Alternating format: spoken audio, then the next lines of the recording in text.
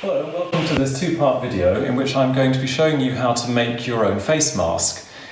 And an idea occurred to me the other day, and it involves a household item that probably hasn't sold out nearly as much as a face mask, and out of which you can make your own face mask. It is in fact a vacuum cleaner bag, or more specifically a special type with micro-pore material, that is material with very, very small micrometer scale pores in it. So anyway, as I said, this is a two-part video. The first part will go into a little bit of the details of scales of size and what kind of masks might reduce the probability of us breathing in viruses, and indeed how we breathe in viruses. The second part is the practical part, how to make the mask. If you want to zoom forward and find out how to make the mask, you can do that, of course. I would like you to use your own judgment, essentially. I'm a doctor of biochemistry and I'm not a medic, so I can't guarantee that this is, medically sound, but it's a good idea, I think, to try something like this in a time of crisis. So, here goes with the theoretical part. Let's go straight for the coronavirus. Here, the coronavirus has a diameter of about 0.07 to 0.09 micrometers, so almost 0.1 micrometer in diameter.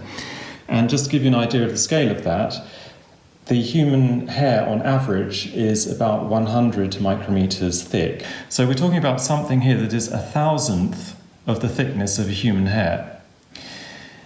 Okay, so that's the coronavirus. If we go higher on the scale, above the coronavirus, we get to, for example, a gut bacterium called Escherichia coli, or E. coli for short, which is around 1 micrometer. Okay, so let's go back to the coronavirus. How are we going to stop this tiny, tiny virus getting into our respiratory system? Well, the fact of the matter is we can't stop it completely. But the more we understand about how the virus is transmitted and the form in which it's transmitted, the better we can understand how we can reduce our chances of getting infected. And I'm now going to simulate putting a piece of micro-pore vacuum cleaner bag material over the coronavirus. Oh dear. So you can see that the pores in the material are much larger than the virus. The bags that I found to do this demonstration have pores that go from about 0.3 to 0.5 micrometers. The reason why this will probably stop a large amount of virus getting through a mask is that the virus doesn't come to us as individual particles.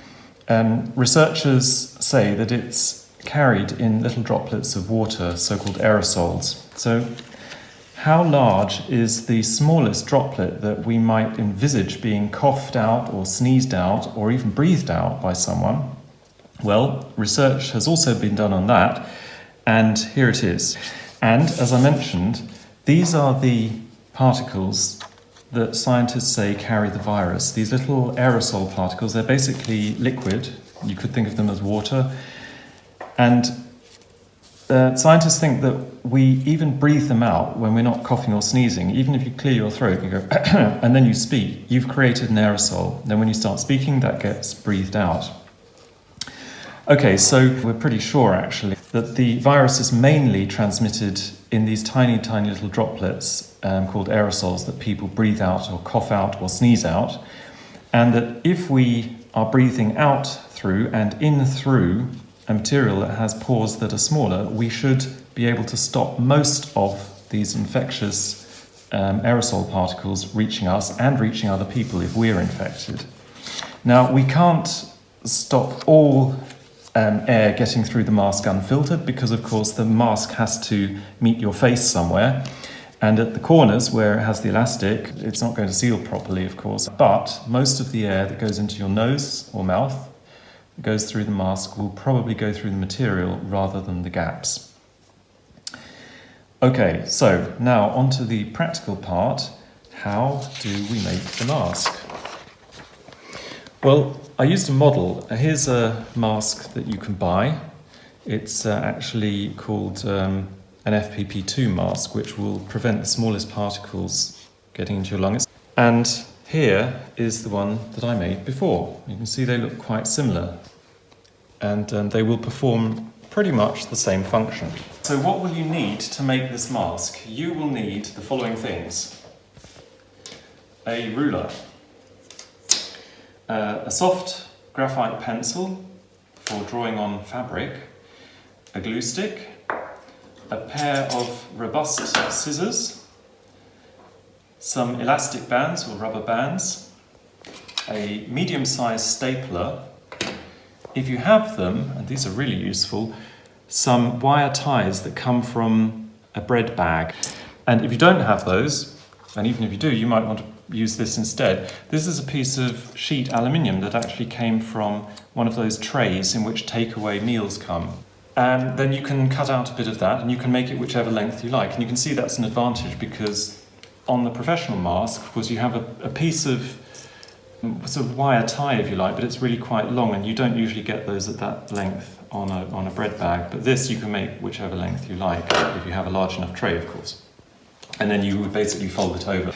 Okay, now the first thing you need, because you can't start at all without that, is the vacuum cleaner bag. And this one is made of this so-called micro-pore or microfilter material. It doesn't matter what it's called, but it does matter that you look on the packet and find out the size of the holes, the pores in it. So as I said before, this one has pores of between 0.3 and 0.5 micrometers. And you're going to have to take part of it off, of course, to cut the shape of the mask. And to get the shape you want, you could make a sort of model of the bag out of newspaper. And then with my ruler and pencil, I just draw where I want to cut this. And this is where the sturdy scissors come in. They do need to be sturdy, otherwise this will become a real mess.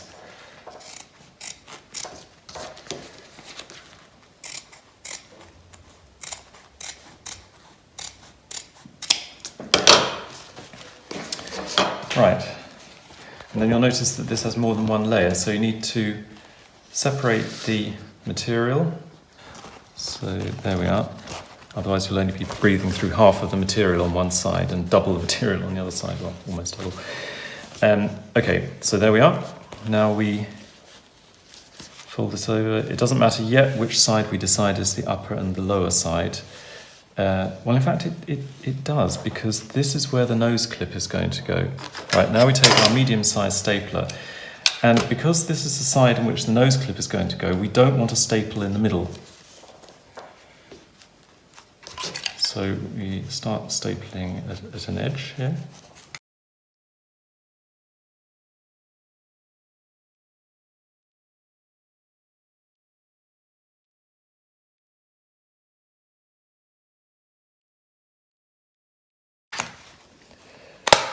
There we are. And that also gives a bit of rigidity, so it makes a better fit around your face and nose. Right, now we fold in this bit and staple it on the inside. And yes, we are going to make tiny little holes here, which, in theory, can let in things that are bigger than a virus or a virus particle, or virus particles in water, a water droplet, but we don't have to worry too much about that. The amount of leakage that we get at the side of the mask is going to be greater. Okay, now we make the straps. And I'm going to show you two ways to make these, one with thicker elastic bands and one with thinner. So don't worry if you don't have thick elastic bands. Thick elastic bands are better because they're more durable, and you only need two of them to make the strap. And here you make the chain by making what's called a lark's head knot. For yachtsmen out there, they'll know this. So you just basically put one band over the other and then put the other band through itself and then pull it, and that's your lark's head. Right, so that's the upper band, and now we make the lower band out of a chain of these.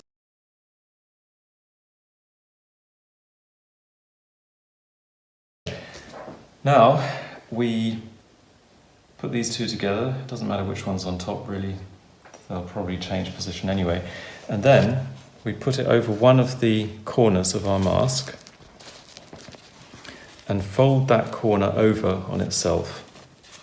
And now you'll see it looks very, very similar to the professional mask.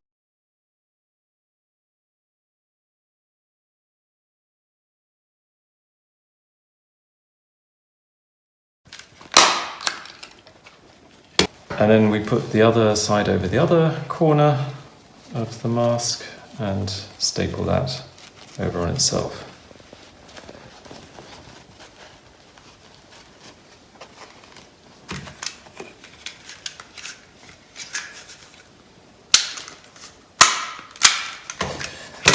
Okay, and now the mask almost looks finished, except for the nose clip here, or the nose form.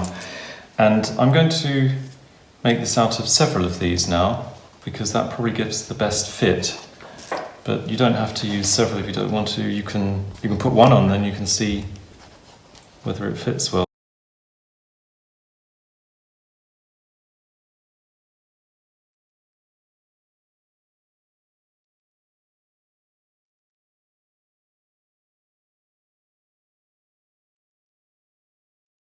There we have it. Okay, and now the final proof of the pudding, as it were.